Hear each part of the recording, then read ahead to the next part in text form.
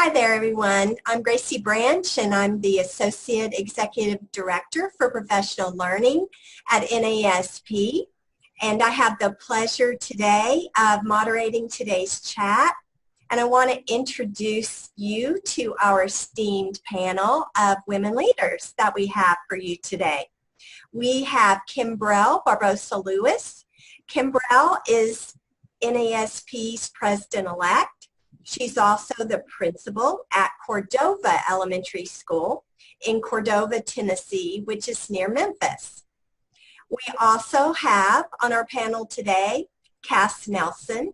Cass is the NASP Director for Zone 8. She is the principal at Vicey Elementary in Vicey, Oklahoma, which is located in the western portion of Oklahoma. And then rounding out our panel today is Jessica Gomez. And Jessica is the principal and chief storyteller of Alice Burney Elementary School in Colton Joint United States District, Colton, California, which is actually near San Bernardino. Is that correct, Jessica? Correct. Great. That's in California. So we're going to open up today and let each of our panelists kind of share their story on leadership and how they maintain that balance in being a principal of a school, being a woman leader, and then trying to maintain that balance between their personal and professional life. So let's start with you, Kimbrell. Hi, everybody. Thanks again for joining us. I'm really thrilled to be able to talk with you today, and we'll go ahead and get started. The first thing that I wanted to talk about is operating your priorities.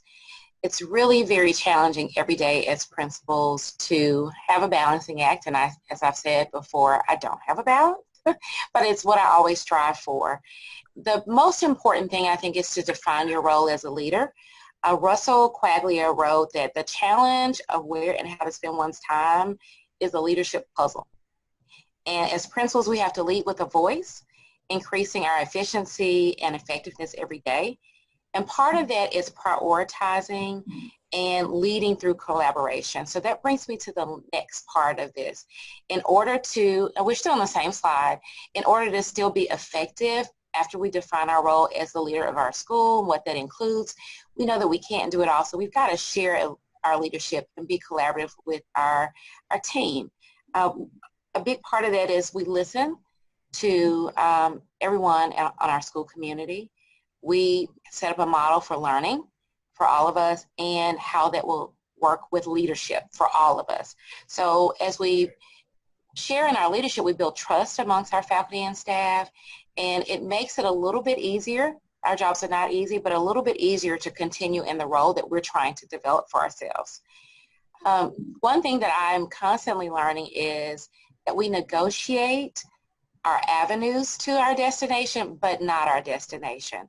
So in defining our role and sharing leadership with others, we ultimately have the goal of supporting our students and ensuring that our students have everything they need to be the best learners possible. So we can't compromise that and everything that comes up every day. We can take different avenues to that, though. There are times that I'm going to have to stop something that I'm doing for the day, but I still have to accomplish the goal that I've set for that day to support my students and teachers. So it may come about in a different way than I've planned, and sometimes it's hard for me as a planner to negotiate the avenue, but that's the only way that I see that I can continue to be effective in my role. We'll go to the next slide. So, personal development. One thing that we often do as leaders is because we're supporting everyone else, we sometimes forget to develop ourselves. We forget sometimes the ways that we connect with others in order to support our faculty and staff and our students. So there are three ways that I see as the most effective ways to do this. Professional growth through connections.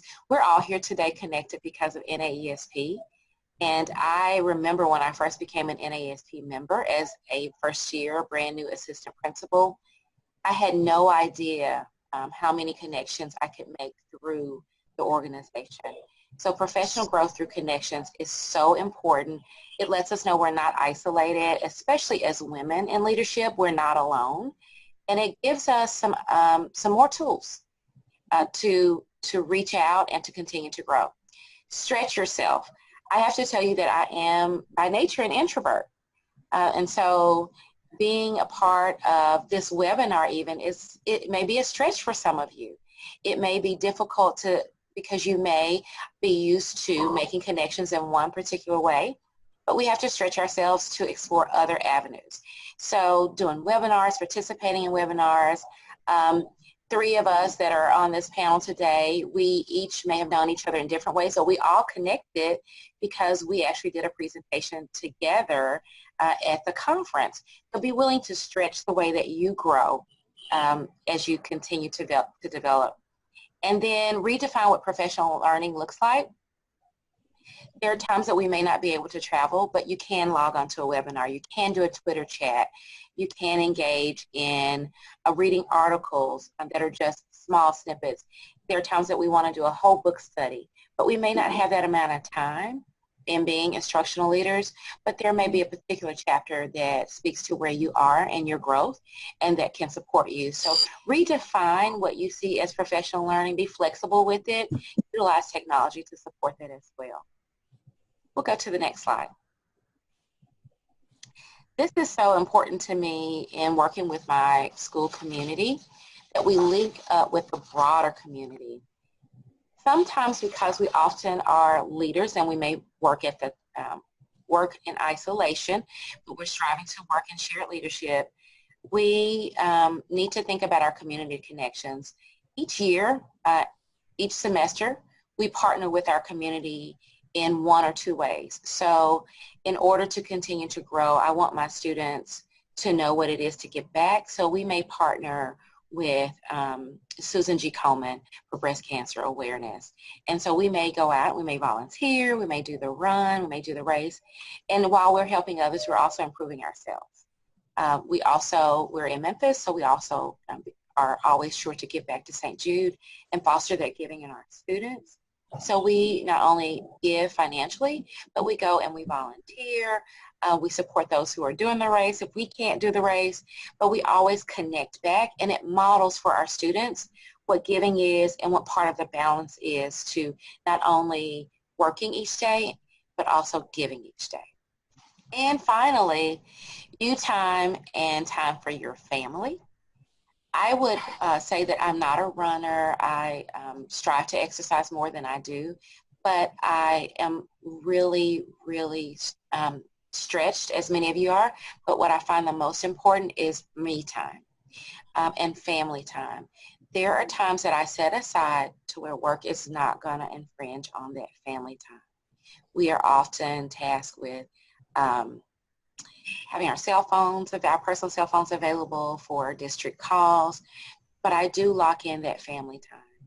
As a principal, often when school is out, I'm still working because we're 12 months, but I reserve vacation time to be off most of the time that students are off over holiday breaks, so that I can spend time with my family, so that I can focus on some of the things that personally mean a lot to me, and you can't neglect it.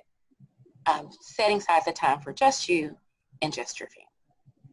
So, Kimberly, do you have a policy or kind of rule when you think about that in relation to communicating with your teachers when it's at night or over the weekend? Because I know I was really cognizant of that if I wanted that time, to make sure that I gave them that time too. Right. So one thing that we talked about in our presentation this summer is I, on my phone, have a do not disturb at specific times of the night. So I found as an assistant principal many years ago that each time, and I really understand where teachers are coming from, they want to let you know as soon as possible when there's an emergency or when they won't be able to be there during the day. But each time I got a call at 4 in the morning or 2 in the morning, I wasn't able to get back to resting, or if I were out at a birthday for my child, I wasn't able to to totally be devoted to the teacher or to the school or to family. So I practice using that Do Not Disturb app on my phone. There is a specific time that my phone will not ring or chime so that I can reserve that time for what's needed at home. And again, I am sure to slate days when students are out that I'm also going to be out. And I will put a response on my email that I'm currently away and how they can get support if I'm away or if the school is closed. Thank you. Thank you.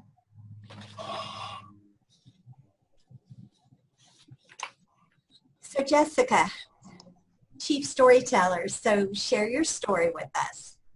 Okay, well, hello everyone. Welcome. My name is Jessica Gomez. I'm the principal of Alice Burney Elementary School here in Colton, California. And I call myself the Chief Storyteller because I am very active on Twitter and Instagram on a personal level, but also on for our school, because we, if we don't tell our story, somebody else will tell it for us. So, which is why I take that title very seriously. But I do want to talk a little bit about, start off with the concept of self-care, and not only your body, but your mind as well. So the whole person, right? The mind and body. And sometimes it's difficult to encapsulate the things that you do into words. And actually, I came across an Edutopia article by Jessica Cabine, and I was reading through it. I thought, oh my gosh, that's exactly what I wanted to say. So I took some of her concepts and really put it into what I do on a daily practice. And the first thing that she talked about was finding connections. Connect with those people, whether it be via online, through Twitter chats, in person. Think about if in your district, if you happen to have other colleagues that you can connect with.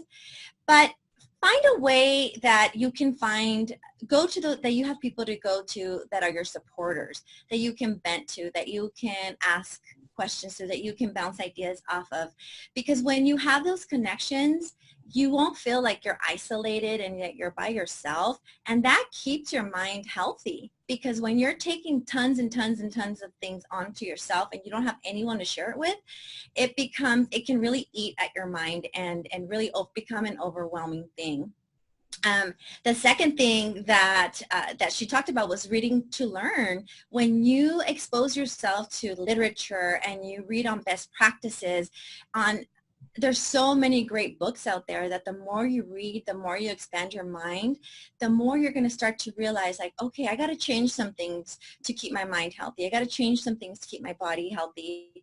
And if we're not reading and growing, it's going to be very difficult to find that balance of mind and body when we're not expanding our understanding of what that means.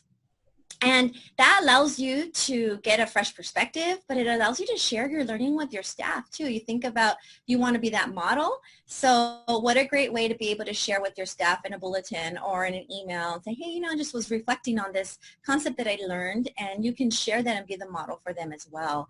And then also thinking about building in routines. So I teach a spin class twice a week at 24 Hour Fitness, and that's like a commitment. I mean, that's an appointment on my calendar. So I have people depending on me to be there. So that keeps me accountable. Also, I love if any of you do Orange Theory.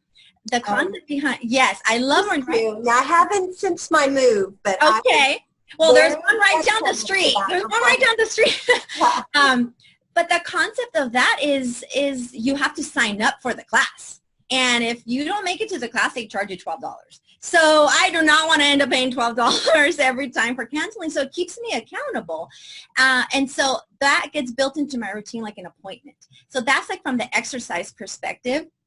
But also think about what kind of routines do you have in place to meet up with friends, to, like Kimberly said, to make time for your family. Do you set aside Saturdays or Sundays where that is what you do on those days? What are those routines? Because when they become routines and habits, they become things that you end up doing, as opposed to maybe here, maybe there, and then it didn't happen tonight. Oh, shucks, I didn't get to work out, or I didn't get any downtime for myself. But find those passions and calendar time in for you as well. Like Kimbrell said, it's very important to find time for your passions. So that's my advice on that. So we can go to the next. And the next piece of the leadership that I wanted to talk about was, how do you grow professionally? And one thing that I've learned is that your reputation follows you. So your reputation, no matter where you go, will open up opportunities for you, but can also close doors for you, depending on the reputation that you have.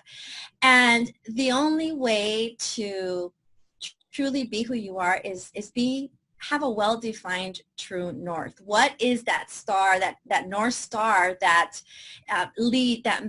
that you lead from? And be yourself and stay true to your own message. Just because the colleague next to you has been successful with the person that they are doesn't mean you have to be just like them. Right? You have to be who you are, or else it's not going to come off as sincere. You can only hold on to an act and a persona for so long. And think about what reputation you want to be known for. And the only way to do that from a sincere place is to be who you are and find the beauty in your uniqueness, because that's so important to always lead from that true North Star. Good advice. Yes. And to continue with that, with the reputation, think about your reputation and your branding. So who you are, right, is your reputation, but what you want people to see you as is how you're going to brand yourself. So think about, how involved are you in professional organizations, your state organizations, or your national organizations like NASP. Think about your online presence. What does your online presence look like? Are you active on Twitter? Are you sharing ideas? Are you celebrating others? Are you involved in any philanthropic efforts? What does that say about you? Because when you're thinking about your next move or your future career, all of this is going to follow you, and it should be easy for others to say, oh, that's what she's about, because you have set yourself up in a way and you've shared things that you want other people to see you as. And that's very, very important as you go and get involved in new opportunities. And like Kimbrell says, stretch yourself, and it's not easy, and it's frightening. It can be a scary thing. Like, I've never done such a thing, but you know what? You're going to just jump in and just take a stab at it. You never know what will come from it. I mean, amazing things have come from just getting set up with on Twitter chats and Voxer groups, and then here I am with these amazing leaders on this webinar that I would have never guessed this opportunity was going to be available for me. Well, Jessica, did you first meet Cass in the Principals as Moms Voxer group? So, yeah, gosh, I think it's been 4 years, something like that, 3 or 4 years. And I was in a Twitter chat, and I don't remember what Twitter chat it was. And she's on this group. Hi, Liz Garden. Liz Garden reached out to me and said, hey, on Twitter, do you want to be part of this Moms as Principals group that we're starting? I said, sure, why not? I had no idea what that meant, and I didn't know what Voxer was. And so so from there, everything just skyrocketed from there. I have connected with so many ladies and not gentlemen too, but we have created such a strong network that it's just amazing. And then Cass became part of that that network, and it's just our field is huge, but it's small. You know what I mean? So everyone kind of at some point ends up connecting with one another. But I have a quick story I wanted to share. So some of our principals have the opportunity to work with coaches. And one day I was asking my superintendent, how do I get a coach? Because I always want to grow and I want to get better. And he said to me, I don't know if everybody can use a coach, but she said, I think you have what you need right now. The fact that you're connected with so many people, you will probably get so much from your network on Voxer, because I talk to these ladies every day, or, you know, at least I'm listening or chiming in through Twitter, through Facebook groups, through Instagram, that, you know, he pointed out a great point to me saying, you know, you have a lot of support there that you're going to be fine. You're going to be fine without a coach right now. Because I have so many coaches across the state from the country that I'm learning from, and it's pretty amazing. And so I truly, truly, truly encourage you to get active on any of these platforms, because it will truly change your life. Thank you, Jessica. And if you can go to the next slide. And just reminding us how to build those women up who are around us. Even if they're not physically around us, even virtually through, like, for example, like my mom's as principals groups, we're constantly celebrating one another and building each other up, because we need that. We need that, but you're going to start that with leading by example. And think about what that means to you. I think about it as publicly celebrate her successes. It's not a competition from woman to woman. It should be an uplifting and celebrating the accomplishments that we each are making. And be her cheerleader. Be the one that speaks highly of her and recommends her because you know her, and say, you know what, I might not be able to do it, but I know somebody who does because she's amazing.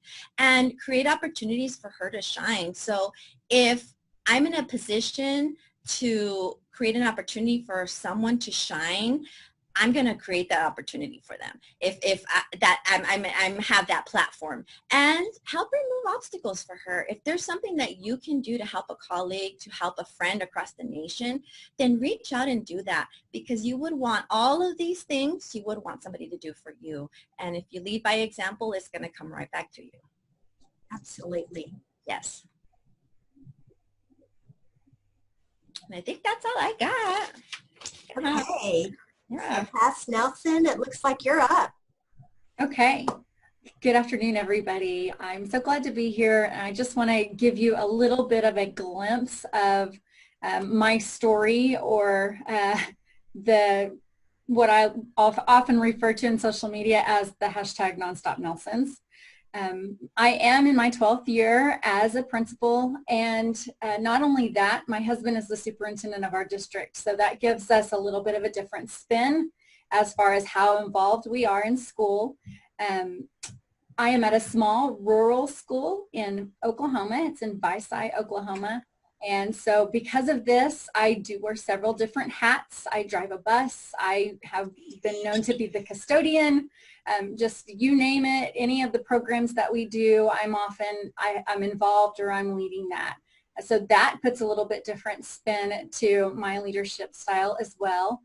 In addition to my work at Visay Elementary with 200 kiddos that I have 3 kiddos of my own who attend our school. So I'm blessed to have still, our littlest one is in 2nd grade, so he's still in my school, and the other 2 are in the junior high and high school. But that also puts a little bit different spin to my leadership. So that's just a little picture. And these ladies, Kimbrell and Jessica, have done an amazing job at talking about things as far as women in leadership. And so I don't want to repeat or waste your time to repeat some of the things that they have said. So I'm going to try to add in or give some tips on things that I do. I am not a professional balancer. I really say I stink at it every day.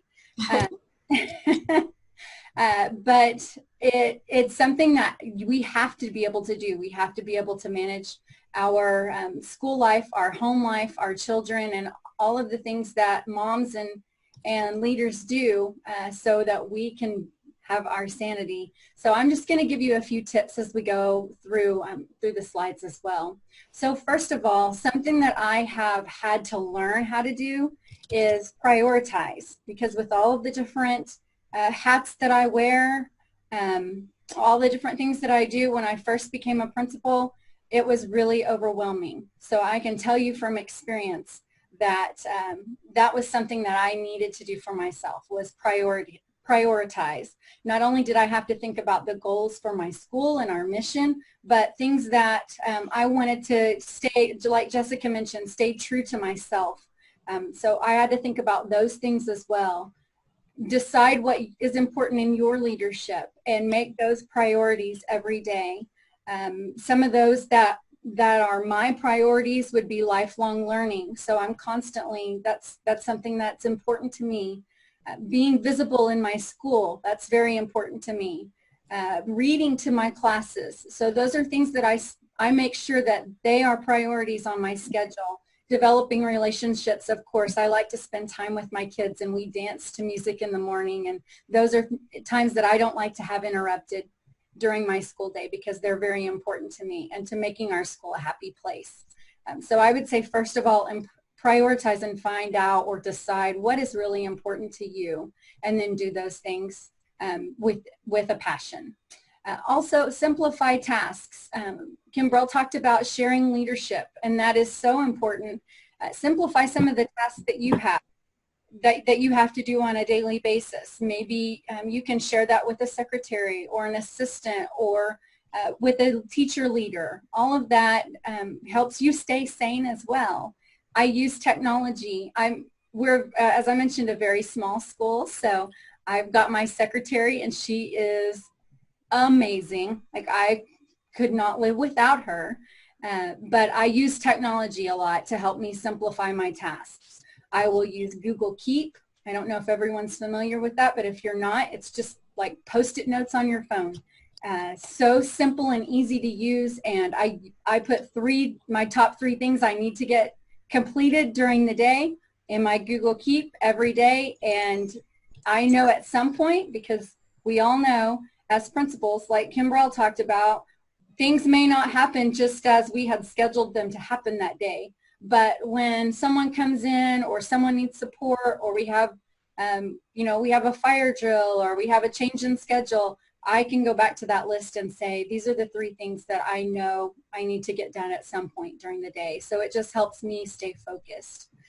Another example would be I use Evernote or Voxer to give feedback to teachers. So it's more built into my observations and time in classrooms, so that I can quickly do that and get that back to them. The third point on this slide, grow your PLN. Both of these ladies have talked specifically about this, so I think you all can see how important that is to women in leadership and to everyone, really. Absolutely reach out. I can tell you, as an NAESP member, I really began to have a benefit when I began to attend the national conference.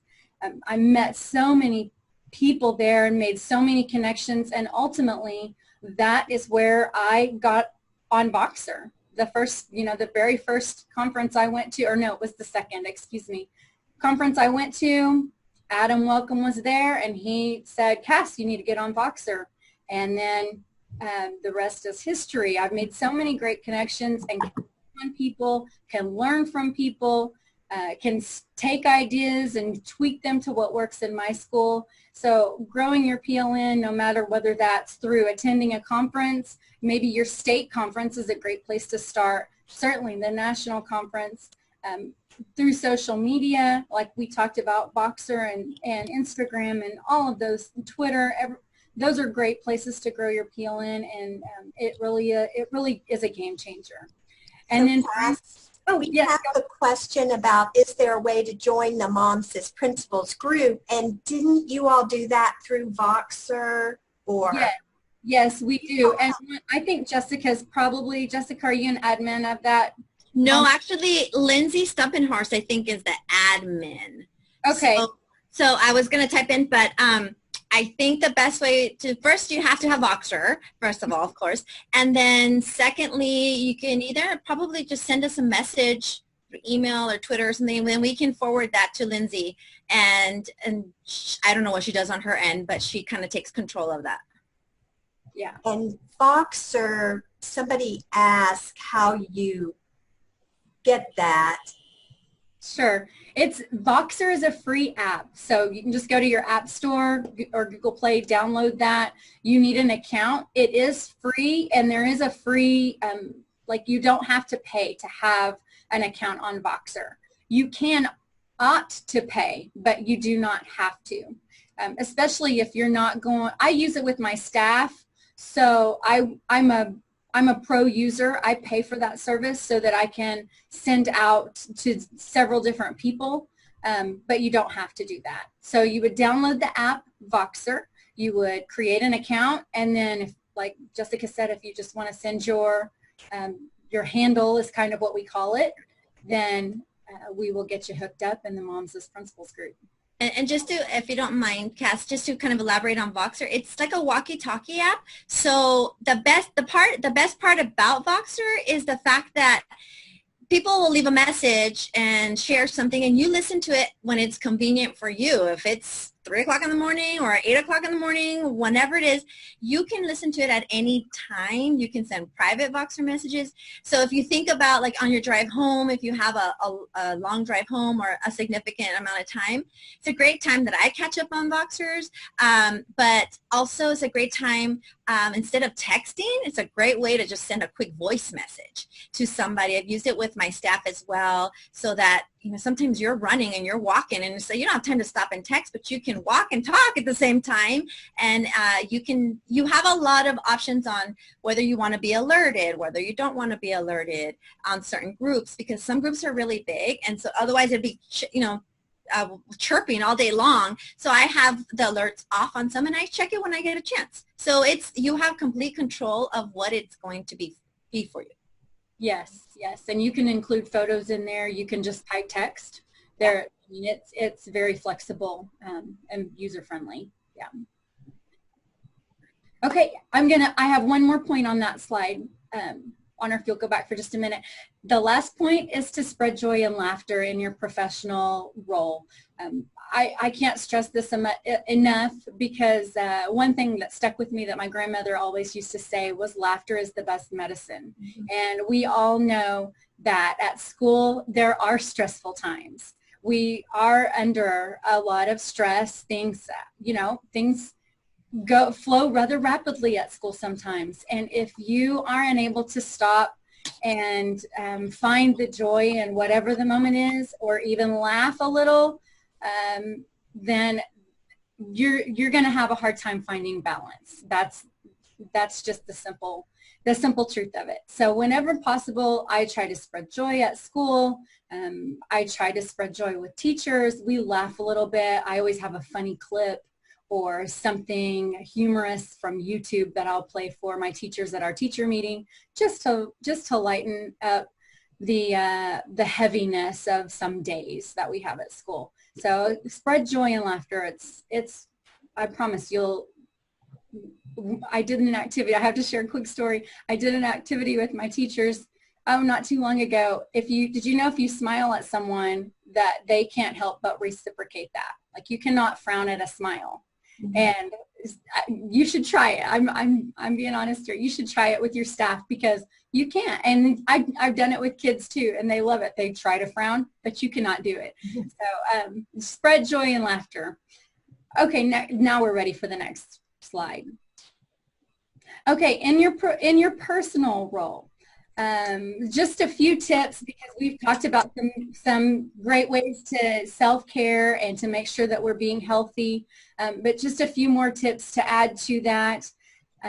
I try to fill my feed, my stream, my social media, everything that I see with some sort of positivity. So I have positive quotes on my phone. I have positive things in my office.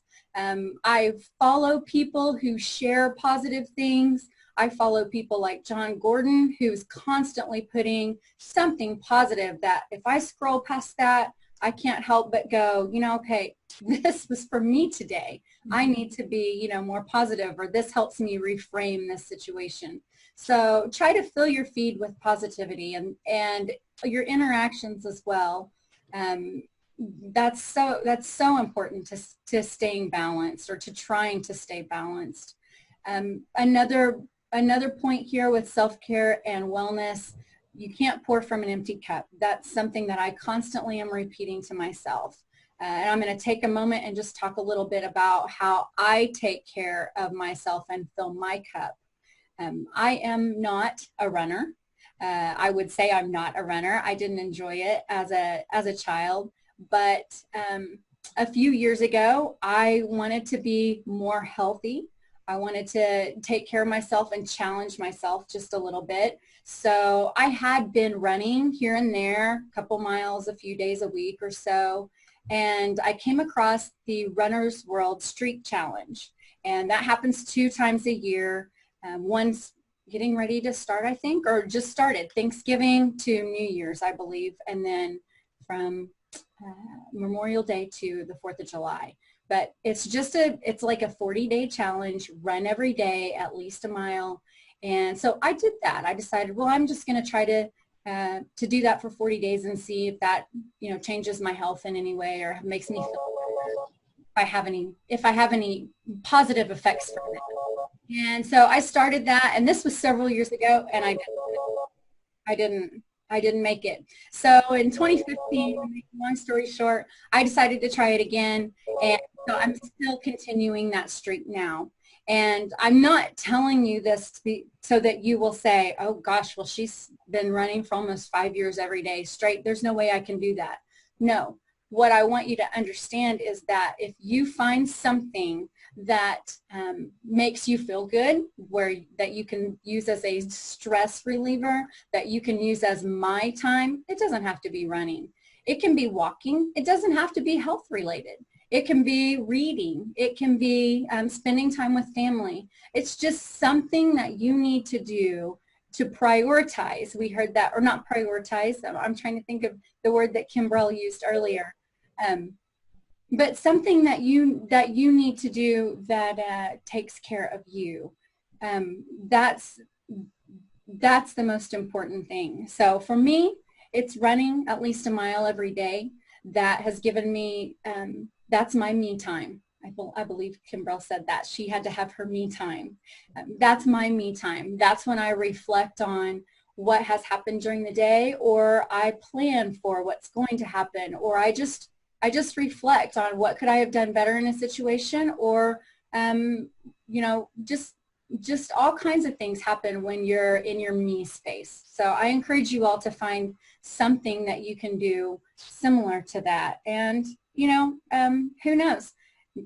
I never thought I would be running for over 1,600 days now, but it just shows what you can do when you put your mind to it. And I promise you, if you do something like that, it's given me kind of a different view of myself as well.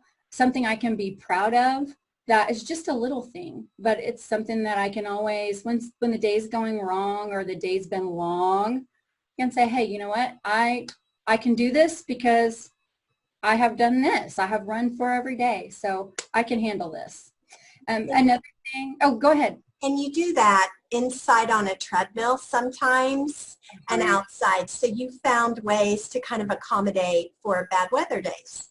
Yes, I do. And it might be 11:45 p.m. at night after 4 basketball games and whatever else my husband and I have attended for our school. But yes, the treadmill helps me be able to keep that even in the cold weather days or when we have snow or rain like Jessica's getting. Right. Another great self-care and wellness, Kimbrell spoke about this one too, is family. I love to support my family. I love to support my kids. And the thing I can tell you that's helped me the most in that aspect is just being in the moment.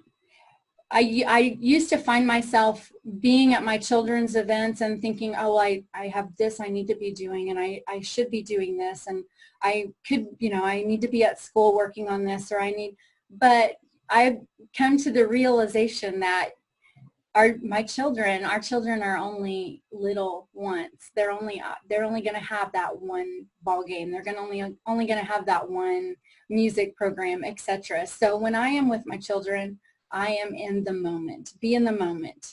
Enjoy that moment, and that brings a balance as well. That brings a peace in your mind. Everything else will be taken care of. We know that. But that's something that gives me, it's great to be present and in the moment and just kind of let things fall where they might at sometimes. And then finally, an attitude of gratitude. This helps me in so many ways because any negative situation, I've trained myself now to turn that into some sort of positive.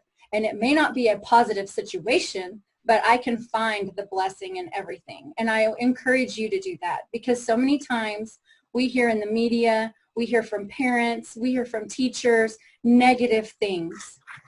And so if you can find a positive and amongst the negative, then your health and wellness will go through the roof. So that's something that I've tried to make a commitment to do as well. And it takes time because it's very easy. Negativity, John Gordon speaks about the oh good grief, I lost the word, vampires in his book, The Energy Bus. And it is very true.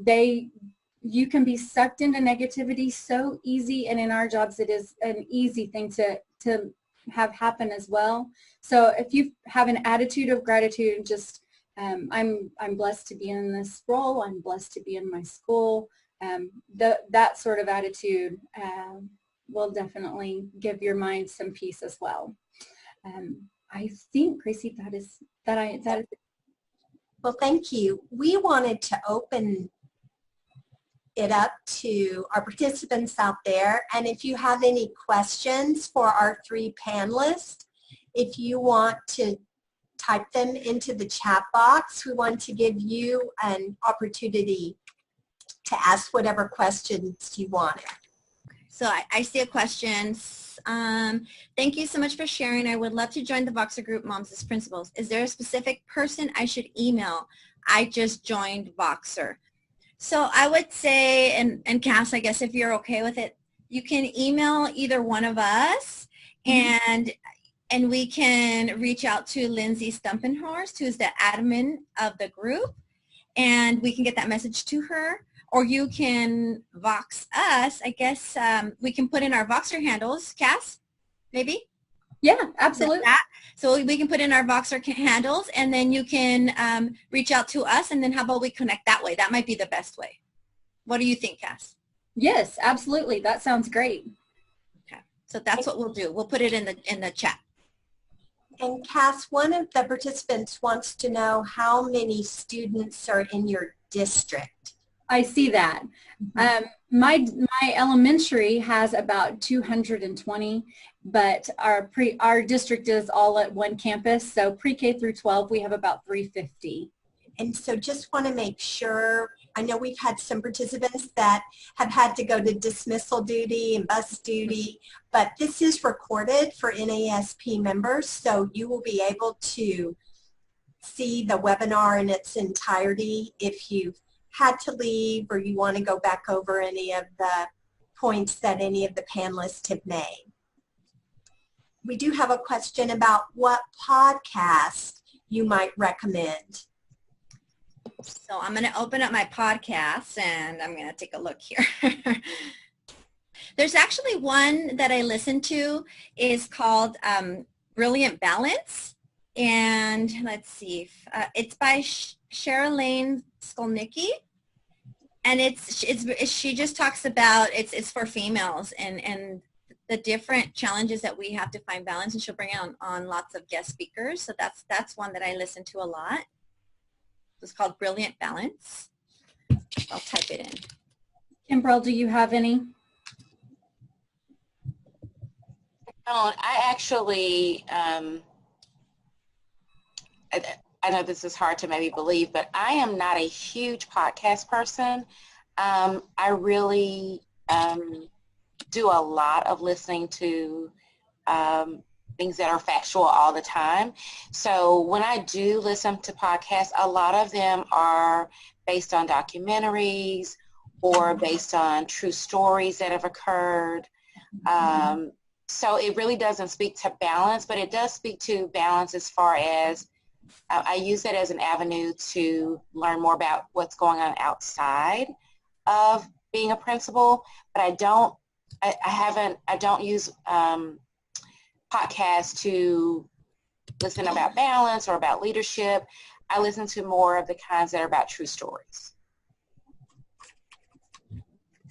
And Cass, it looks like someone wants to know how you use Voxer to give feedback to your teachers. Oh, great question. Before I answer that, though, can I do have a podcast to suggest. It is Rise podcast by Sarah Johnson. You said Rise, R-I-S-E? Yes, R-I-S-E. She is one of the authors. I meant to make sure that everybody had this book or was gonna or got this book. It's called Balance Like a Pirate. This is also a book that I gained from connections with others. Jessica K. Bean, Jessica Johnson, and Sarah Johnson are the authors, and they have so many good points in here about seeking balance in the 4 quadrants. Those are professional, personal, passion. Oh, Jessica's got hers. Professional, personal, passion, and there's one more I'm forgetting. Oh, positional. So, but Sarah Johnson, one of the authors, also has Rise podcast, and she interviews women and women leaders, so that's a good one to check out.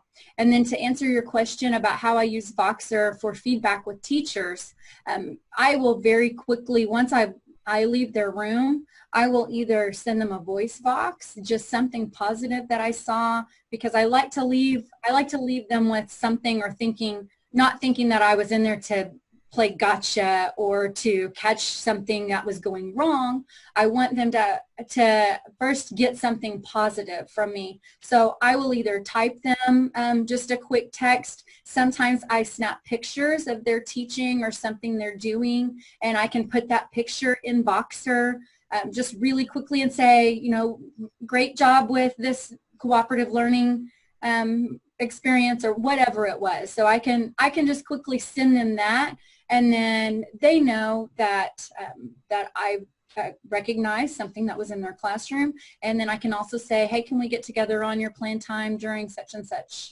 date? So I can kind of set a meeting to go over that observation with them at the same time. So it's just,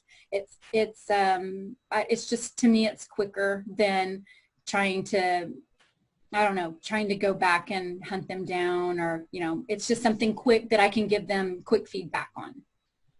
Great. Well, I did have one question for all of you all too. What's the best advice that you have received as a woman leader?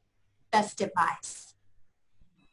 For me, it has been, and I shared it earlier, was about staying true to you. Stay true to who you are, and everything else will fall into place.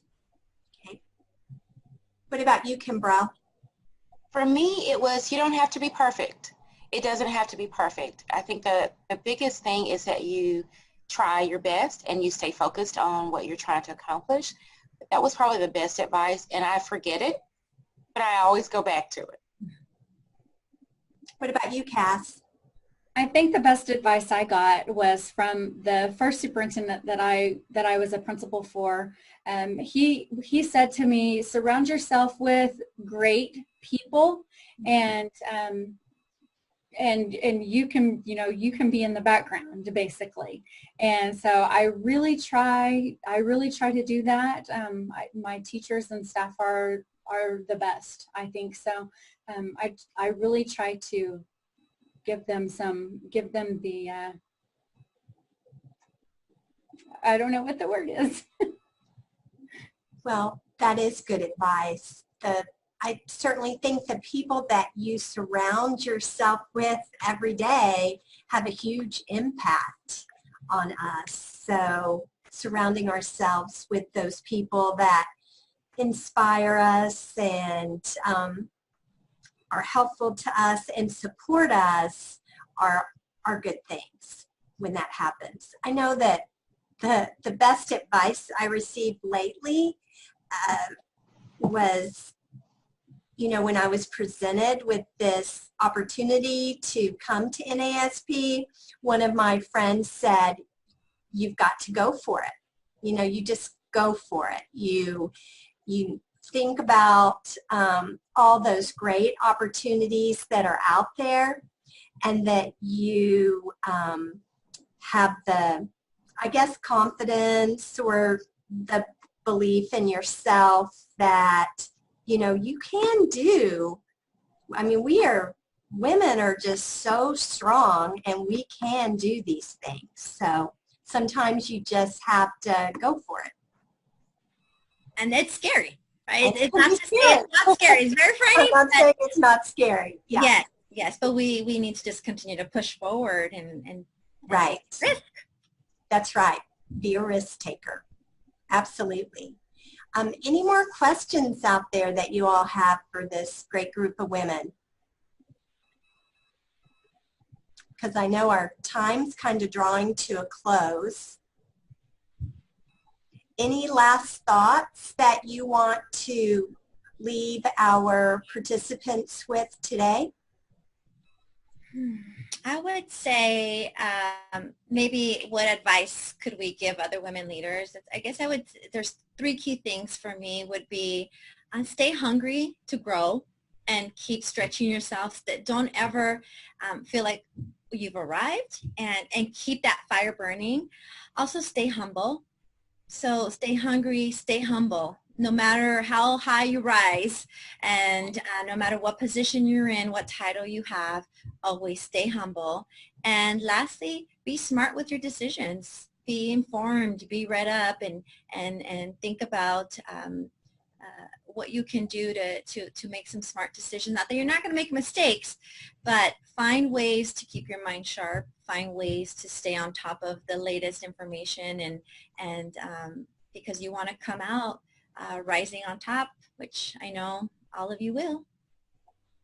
So what advice do you have, Cass Nelson? Oh, well, the advice that I would say is that just to remember that you can't do everything. And when you try to do everything, you can't do anything really to fidelity and with excellence. So you have, like I said, you have to choose those things that are most important to you and do them passionately, and know that you are not, we try to be super women. Right. We cannot do everything. So it's okay to say no. Yes. And say no. I think that's really hard for women because we do want to do it all. But that was a good lesson that I learned, that it is okay at times. You know your limits, and there are some times that you really would like to do something, but you know that it's just not the right time. Right. Right. What about you, Kimbrough? Best advice for other women? I would say know who you are and stay on the path. So our goals and our next steps often change. We rethink, but we know you really should know who you are to be able to refocus and stay centered and stay on the path to self-fulfillment and in supporting others. So that would be my advice. Great. Well, I'm also really interested, especially feedback from our participants and our panelists. How might NASP provide additional support for women leaders? What might that look like? I mean, are there any ideas about that? We're very interested in making sure that we continue to provide that kind of support. I had 2 ideas as we were talking. One thing was I was thinking was even like a Voxer group, especially for new people who are new to Voxer, and really showing them the power of connection, because we've experienced, I know for sure Cass and I have experienced the power of Voxer, and my gosh, when we go to NASP conferences, I don't know if you guys saw that picture of the red wagon up in Spokane. So you think about that picture, it all came together through Voxer, first of all, and you think about, you meet these people, and it's like you've all known them for years, and all you know is their voice, but yet you know so much about them, and the connection is just another level. I've never experienced any other conference that when I go to different conferences, the same way that I experienced NASP. Just because of the connections we've made. And you feel like you know everybody. You walk down the hall, you're saying, hi, hi, hi. So I think that would be an amazing thing to do for, especially if you're new and it's a safe space for us to practice with Voxer and see the power in that. And the second thing I was was maybe some kind of a female leader academy or a female leader, something of that nature, because we deal with different types of issues. Yes. And we often, right, we come home to kids and it's a whole nother hat to our family. And trying to manage all of that and the expectations that we put on ourselves and the obstacles we put in front of ourselves, and working through all of that is, I think that would be amazing. Great. Any other ideas out there for NASP?